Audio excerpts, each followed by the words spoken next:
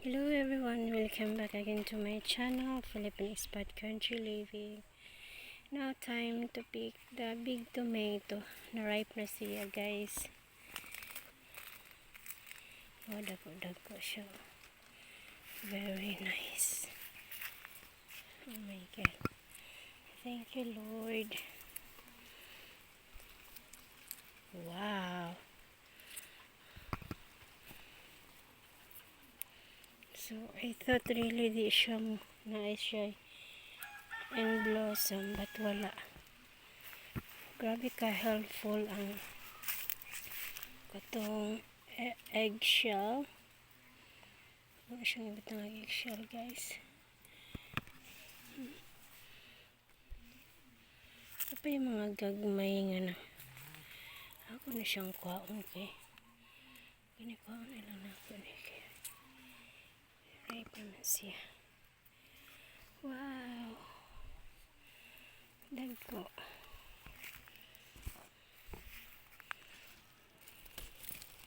Rather than nothing guys.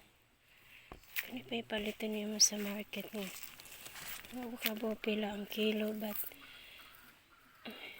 this is really help.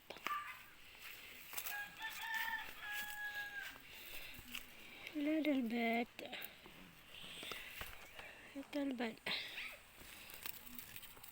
can save money.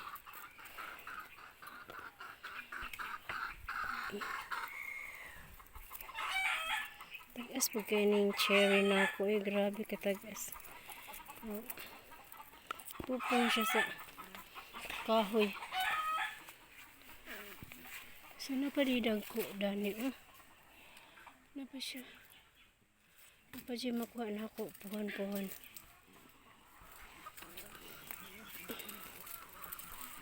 Okay. Wow guys.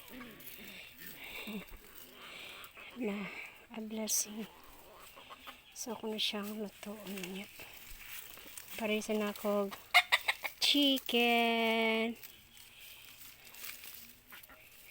So bye everyone. Wow. It pays off.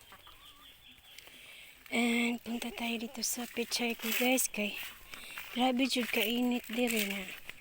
Basta day iporting initan no. Ay uod sa pichay. Ako gani siyang ibutang kuan cover kay porting luoy makok iyang dahon. So I think that's ready now to harvest my pichay. So I can put a new one here. And kani siya ready na po ni siya i-transplant. Ang akong cucumber. Tagas na siya.